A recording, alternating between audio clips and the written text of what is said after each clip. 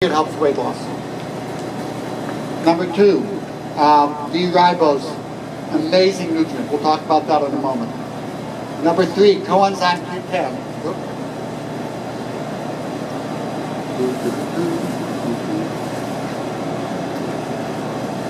The coenzyme Q10, you'll see that there's Smart Q10, chewable wafers, 200 milligrams a day. And again, this is very, very helpful. And if you look at my nutritional regimen, even though I feel great, each morning I do about 2/3 of a scoop of the vitamin powder, a 200 milligram Smart Q10, and I do the ribose. Because it takes my energy and shoots it up higher. If you saw my schedule, it would make your head spin. But it's all stuff that I love doing. Other things, essential fatty acid deficiency, especially if you have depression, dry eyes, dry mouth. You want to get the flaxseed oil. But again, brand matters. Do you guys carry the Barleans? Don't know. You know if they have the Barleans? Sure they do. Barleans, I think, is the best flaxseed oil, but keep it refrigerated or keep it in the... You know, some of these things, like flaxseed, I've tried flaxseed oil before, and it's just totally congested me and maybe even worse as far as my exhaustion. See, now here's the thing. They're saying that the flaxseed made them all congested and worse. And I want to give a very important principle. I can give you a good idea of what's likely to work for you, but if you listen to your body, it will tell you what is working for you. So where people with depression with things are more likely to need the essential fatty acids, everybody's different. So it's kind of like, you know, the man goes into the doctor's office and he says, "Doc, when I do this, my foot hurts." Doctor says, "Stop doing that." So you tell me you take the flaxseed oil, you get congested and feel lousy? Stop doing that. So, and because again, no matter what the doctor is telling you, at the end of the day, your body knows better than any doctor. How much of D-ribose? The ribose, we'll talk about the dose in a moment, is 5 grams 3 times a day for 6 weeks, and then twice a day. But we'll talk about that in a moment. What about flaxseed? The flaxseed or the Barleans, I think, you know, anywhere from a teaspoon to a tablespoon a day. But to keep it in the freezer and refrigerator, keep it fresh. So these are a couple of the things. Let's talk about the ribose for a moment, because ribose is pretty remarkable. If you look at making energy in the body, there are certain key nutrients. The B vitamins and magnesium are two of the most important types of nutrients. But the other key nutrient is ribose. It's not found in food, your body makes it, and it's a backbone of energy production. If those of you who remember your biochemistry classes, we talked about ATP, which is the energy dollars in your body. It's the chemical that carries energy. Adenosine triphosphate. Its backbone is ribose. Same with the other energy nutrients, FAD, acetyl-CoA. Also DNA, deoxyribose, nucleic acid. Backbone of that production. It basically is made by the body, but in energy deficiencies, it basically goes way down and your body has trouble recovering and making it. So we wondered whether giving the ribose would help. So we did a study. This is the second study we did. The first study was so successful, we did a bigger one. 257 people with chronic fatigue syndrome or fibromyalgia, 53 health clinics, and people got the ribose. It was 5 grams 3 times a day for 3 weeks. At the end of 3 weeks, there's an average 61% increase in energy. I've never seen any nutrient do that. So it was really rather remarkable. And people say, well, if I get more energy, is it going to bother my sleep? No. Sleep improved. Brain fog went down. Pain went down. Overall well-being increased by an average of 37% from one nutrient. Now, I'm going to guess that they have the ribose here. Brand is not important for ribose. But make sure that you get the powder and not the capsules. Because you're taking 15,000 milligrams a day. That means you can take 30 ribose pills, or just take 3 heaping teaspoons of it. It looks and tastes like sugar, and throw it on your food or your tea or wherever you want. So 3 teaspoons of sugar or 30 pills. Okay? So I think the ribose capsules are stupid. Get the powder. Whatever the cheapest brand is, as long as it's pure ribose, go with it. So the ribose, I recommend all of you with chronic fatigue syndrome walk out of here with the vitamin powder and the ribose as starting places. So that's the N for nutrition. Again, one other thing, people with heart failure or heart disease. Anybody here with heart disease or know somebody with heart disease?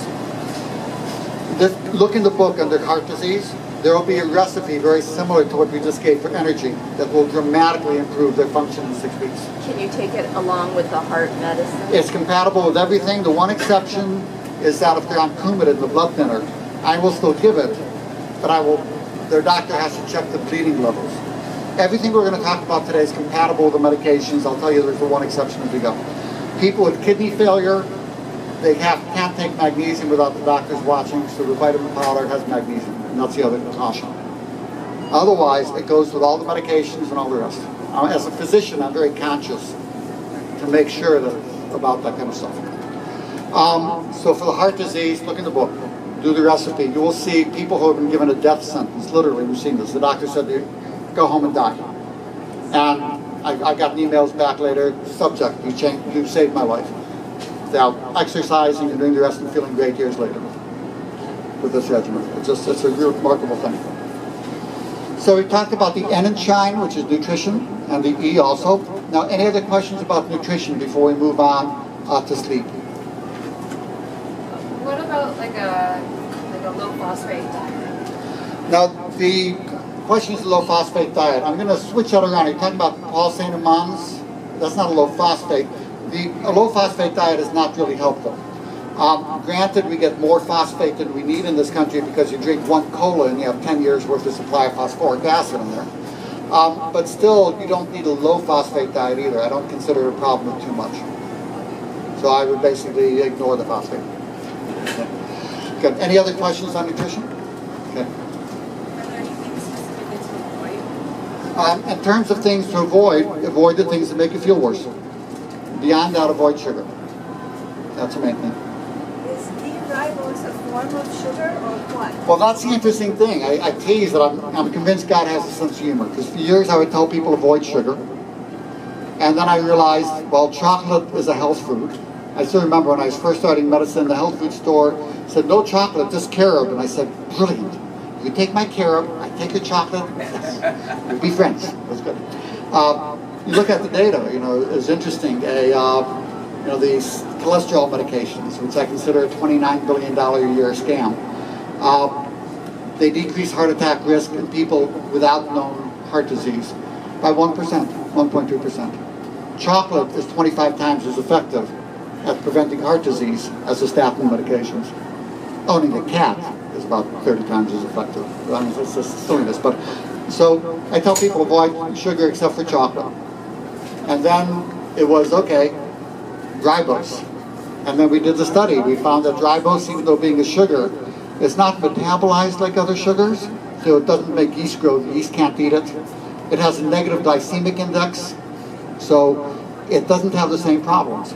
The one caution, there are some people, the main side effect we saw was about 5% of people felt over-energized from the ribose. And most people, when they said, oh, good, but otherwise, if they just take it with food or they take adrenal support, that's a sign to me that they need adrenal support. So I take the ribose, I have them take it with food, I give them the licorice and the B vitamins and vitamin C, and do the adrenal things we'll talk about. But, outside of that, it's a healthy sugar. So not all sugars are created the same. But good question. Good. So it doesn't affect diabetes? Oh, the main thing is that it will actually lower blood sugar.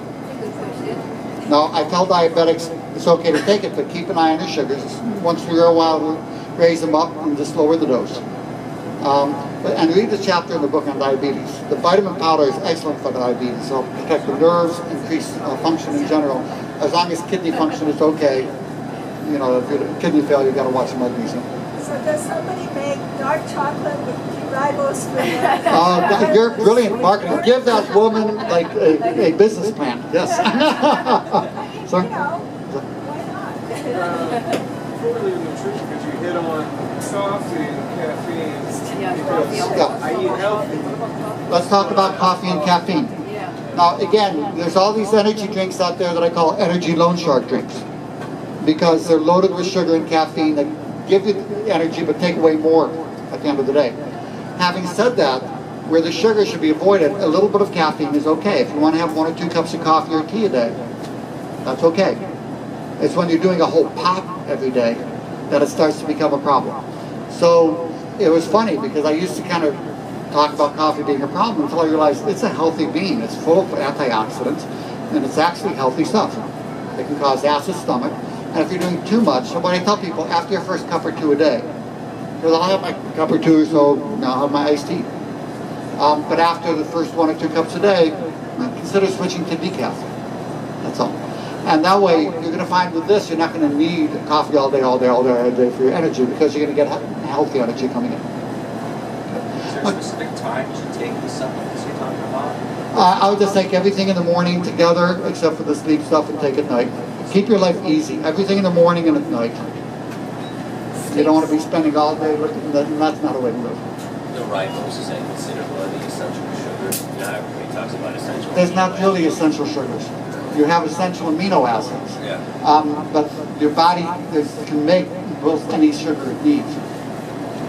So, maybe the Twinkies company will talk about essential sugar, but no.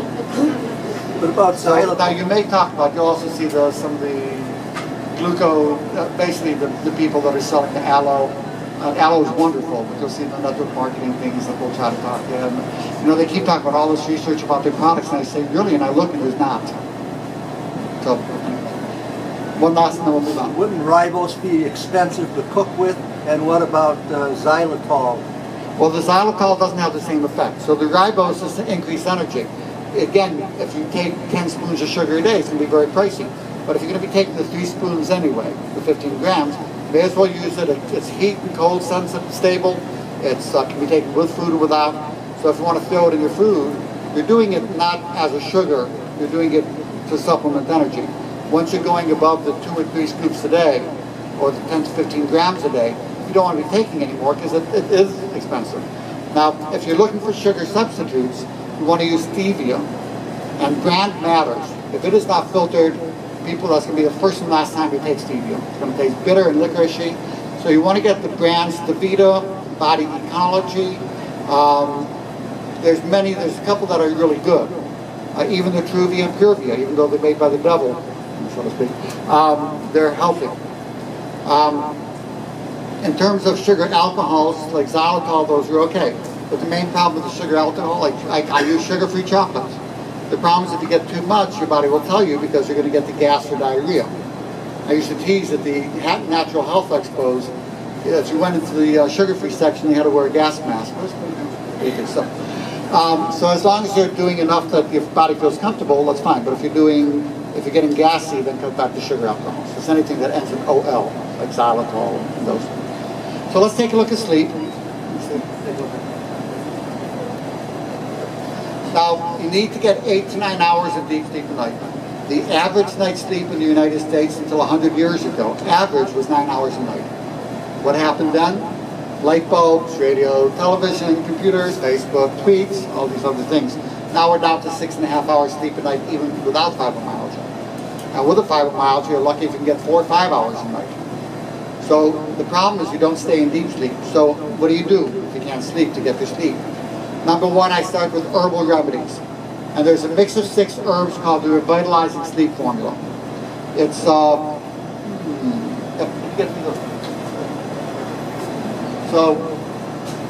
notice it looks the same. It's a box that looks like this that says Revitalizing Sleep Formula. Sleep on it. You take 2 to 4 capsules at bedtime. And what you'll find, you'll see the first night if it's going to help you. And it builds in effectiveness the longer you're on it. It can be taken every day or as needed. It is not addictive. I will note that a small percent of people will get energized from valerian, about 5 to 10%. So if that happens, you need to take something else. How about Ambien? Well, let's talk about medicine in a moment. Good question. So start with the herbals, the Revitalizing Sleep Formula for anybody with insomnia, even without chronic fatigue. Anybody who comes in and says they have trouble sleeping, I put them on the Revitalizing Sleep Formula. For regular insomnia, that's enough to leave most people sleeping like a puppy. But in chronic fatigue syndrome, no one thing is enough. You're going to have to mix a number of things to get to sleep. So this will help. Other natural sleep aids, magnesium, 0.5 milligram of melatonin, 5-HTP, 200 to 300 milligrams For the 5-HTP, though, it's going to take 6 weeks to see the full effect. The one caution is that if you're taking medications that raise serotonin, you can't go over 200 milligrams of 5-HTP. And it should be with your doctors or your holistic practitioners, okay? Lavender helps sleep, so if you get some lavender oil sprays, spray it on your pillow or put a little dab under, on your upper lip. The smell of lavender will help you sleep. And sometimes if you have a lot of pain and you have trouble because your muscles are tight, if you're doing a hot bath, throw in 1 or 2 cups of Epsom salts. And I don't know if they have them here. If they don't have them here, they're easy to find. They're magnesium salts. You'll feel like your muscles are melting and relaxing. Very, very good. Now, other things for sleep, let's talk about unnatural sleep aids with medications.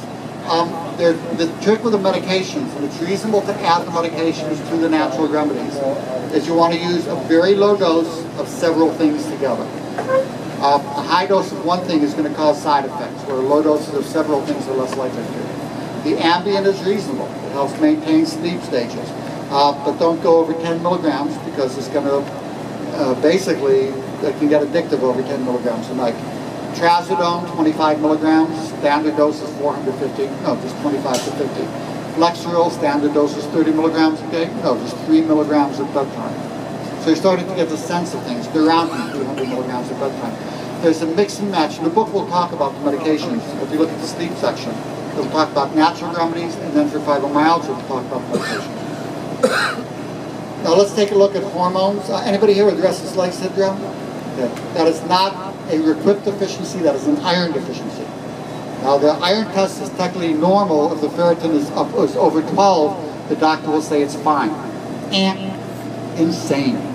It has to be over 60. This is what the research studies show. And it's as effective as the Requip.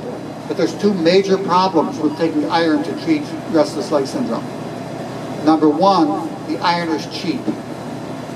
Number 2, it can actually cure restless leg syndrome. Neither of those are good in medicine.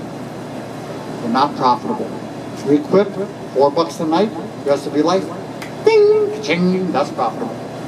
But treating the iron deficiency and magnesium, not profitable. Good for you, not good for the drug companies. Anybody with sleep apnea? Okay. If you find, again, that you're falling asleep easily during the day, people with CFS and fibro are exhausted all day, but they're not nodding off. If you're nodding off behind the wheel, you have a collar size 17 or higher, you have high blood pressure, these are signs that you want to look for sleep apnea. And again, the CPAP machine is a very reasonable thing to do. But here's another trick. Ask who you're sleeping with, or videotape yourself sleeping to see if you mostly snore and stop breathing when you're lying on your back, as opposed to on your side. If it's mostly when you're on your back, take a tight shirt or a t-shirt, sew a tennis ball into the small of the back. You just take an old pocket from another shirt, put a tennis ball in, sew that into the small of the back of the t-shirt. And then that way, when you're lying on your back, it's going to naturally feel uncomfortable without waking you up, but you'll roll on your side. And that can be very helpful. Now, for people who snore and stop breathing in any position, that's not going to help. Let's take a look at hormones, the H and shine. Again, hormones are our body's communication system, and they are controlled by that circuit breaker called the hypothalamus. Remember, we talked about blowing the fuse. And the hypothalamus controls sleep, hormone function, temperature regulation, which is why 98.6 is a fever, and autonomic function, blood pressure, pulse, gut function, sweating. So the hormone system is controlled by the hypothalamus, so you're going to have the hormones being down all across the board. And, you know, the main hormones to focus on would be thyroid, which is your body's gas pedal, the adrenal, which is the stress handler, and the reproductive hormones. With women, how do you tell if you need estrogen? Well, if your symptoms of fatigue, poor sleep, headache, brain fog are worse around your period, that suggests you need estrogen. In men, how do you tell? If the blood test is in the lowest 30th percentile of normal range. Now, the doctor will say it's fine unless you're in the lowest 2 percentile, including 80-year-olds. So don't go by the normal range if you're in the lowest third of the normal range. And most men with fibromyalgia will need testosterone, using bioidentical testosterone. So let's take a look.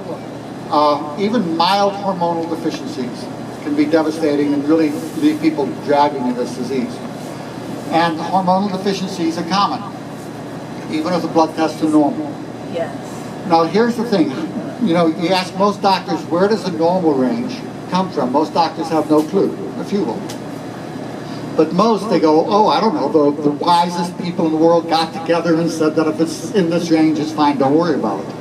And no. They take 100 people, the 95 in the middle are defined as the normal range, and the highest and lowest, 2.5%, are defined as abnormal. It's called 2 standard deviations, the statistical norm.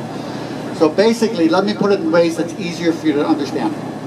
If I wanted a normal range for shoe size, I would take 100 people walking down the street, I'd measure the shoe sizes, and I'd get a normal range of 4 to 13. If a couple Texans walk by, maybe 4 to 15. Yeah. But 4 to 13. So we live in Hawaii, it's a volcano, we take our shoes off at the door so we don't track the lava, and say we get our shoes, and at the end we put our shoes on and say we get our shoes mixed up. Now you're wearing my size 13 and I'm wearing a size 7. We go to the shoe doctor. They say, Doc, the shoe's too big, it keeps falling off. We go, no honey, it's a size 13, it's in the normal range, there's nothing wrong with the shoe. And I'm going in trying to get my foot into your size 7. And you know, the doctor's saying, it's smack dab in the middle of normal, Jacob, nothing wrong with the shoe. I'm saying, my toe doesn't fit in the damn thing. And he said, you're crazy, the test is normal.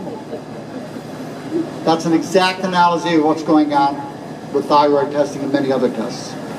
So, you know, how do you tell if the blood tests don't tell you? How do you tell if you need the hormones? Well, Your own body. it's you listen to the body. What are the symptoms of low thyroid? Tired, weight gain, achy, cold intolerant, brain fog. Sound familiar?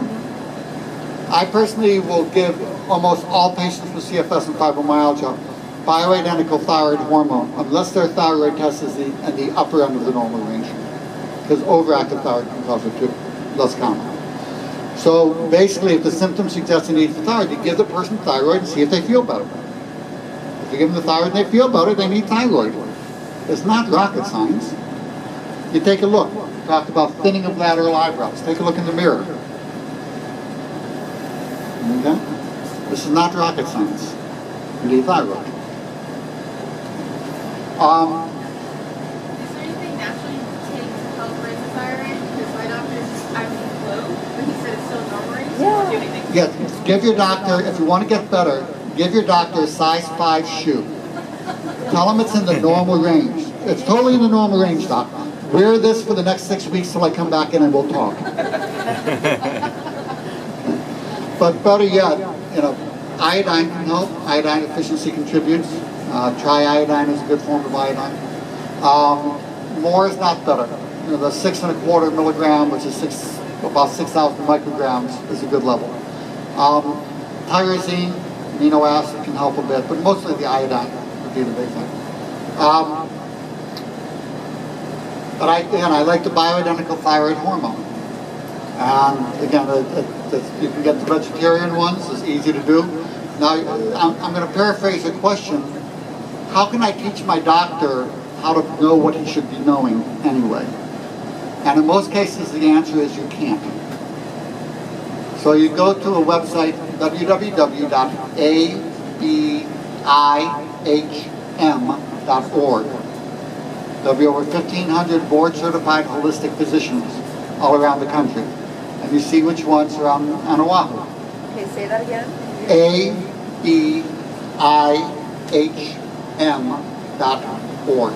Not .com, .org. That's the American Board of Integrative and Holistic Medicine. It's in the book. Finding a physician, you'll see it in the book as well. And you see who's on there. They're more likely to know. Because otherwise, it's kind of like coming to me. I wrote a book from Fatigue Fantastic, which is a great book for fibro. Like if you came to me with a book from Bypass to Fantastic and said, Doc, I need a heart bypass surgery. I say, I don't do that. I say, but here's a scalpel and from Bypass to Fantastic, you know. I don't do that. Your doctor doesn't do chronic fatigue and holistic medicine. So find somebody who does. Now again, I do see people from all around the world, and we do phone consultations and in person. But again, I'm a great value, but I'm not cheap. So look locally first. So how would I treat if I have that? How would I treat it with the prescription? Well, there was a prescription thyroid, and you adjust it not to the dose that makes the blood test normal, but to the dose that feels the best to you. And then you check the test called the free T4, not a TSH, which is a useless test in this disease. The free T4, and make sure that it's in the normal range. This is all in the book, Real Causal Cure. And make sure it's in the normal range for safety. Okay, so you got to get the prescription from your doctor. You got to get the prescription from the doctor, so you may as well find a holistic doctor, so you're not sitting there trying to, like, you know, grit your teeth dealing with them. I can give you a name of the doctor. What's the name of the doctor? Dr. Chapman in Kailua. Okay. So Dr. Chapman gets a thumbs up over here. She said because I'm in the normal range, but I'm in the low. Yeah. But she'll go ahead and treat me for thyroid Bingo. if I want to. So there you have a name, Dr. Chapman in Kailua. First, I want to thank you because I've listened to you for a while on Dr. Becker's show. My question relating to a marvelous woman I met, God rest her soul, Maureen Salmon, Kennedy Salmon, wrote several books on health years ago. But she was worried about, she said, going into the future, and related to what just happened in our nation, compounding pharmacies are scary. So the idea is, how do you find, is there one in the Hawaii area that you can trust? Would you have to go on the mainland to have someone? What I do, because the question is compounding pharmacies is scary, and you'll notice it's not the ones that are making the thyroid that caused the meningitis epidemic. It was one that was basically being used by hospitals and things. I realize they were doing it also. Yeah, and it's so, but again, I tend to use a pharmacy called ITC Pharmacy. How do you spell it? ITC. Oh, ITC. It's in the book. Oh, okay. Yeah. And the phone number is in the book and the rest. And that's local? Oh no, that's in Colorado, but they mail order, and I picked them for thyroid because they basically have obsessive compulsive disease when it comes to potency and purity and everything being just so, and they make sure things are exact. So moving from thyroid to estrogen, a whole bank of things, testosterone, the whole thing, would they be the ones you would go to, or do you go to someone else? I go to them for most everything that are the creams and the hormones. They don't do injectables, period. Yeah, because there has been a question about anybody who was on hormone replacement therapy years ago should have their estrogen delivered in a different way than orally. There's a difference. Yeah, the question, with the estrogen... I'll sit down. No, it's good questions. And the book, if you look under resources, you'll see ITC Pharmacy. Okay. And feel free to say Dr. Teitelbaum says hi. You know, I'll give you VIP treatment, hopefully, and maybe not. I don't know. But the estrogens and progesterone, they should be bioidentical, and they should be given either through the skin or vaginally. Because you take it by mouth, the first place it goes to is the liver, and you don't want it all going to the liver. So by patch or by cream is fine. Now, an interesting thing is those who don't have, the insurance covers regular medications, but not the compounded. The patches are all bioidentical now. And the prometrium, which you can get in any pharmacy, is also bioidentical. So in those cases, the progesterone by mouth I'm less concerned about than the estrogen. So if your insurance doesn't cover the compounded, but it covers the regular, then the estrogen patch and the prometrium, you got the bioidenticals. But this is all in the book too. How do you know which one you need? You know by going to a doctor who knows how to listen to you. In general, you need both. If you need either, you need both. Low progesterone tends to be associated with anxiety, low estrogen more with depression, but also the problems with sleep with both and the rest. And low doses, lower is better. So thyroid, I'm going to go with a bioidentical. Now one of the symptoms of low thyroid, weight gain. As you mentioned, the average weight gain in this disease, 32 pounds. And since some of you haven't gained any weight, some other folks have gotten your 32 pounds. So to get the weight loss to come down, you got to optimize thyroid and adrenal function, acetylcarnitine, treat the candida, which we'll talk about, get your sleep. Sleep is responsible for growth hormone, leptin, and other hormones that regulate appetite and fat. And studies show you don't get enough sleep, you gain an average 6.5 pounds. And then treating insulin resistance.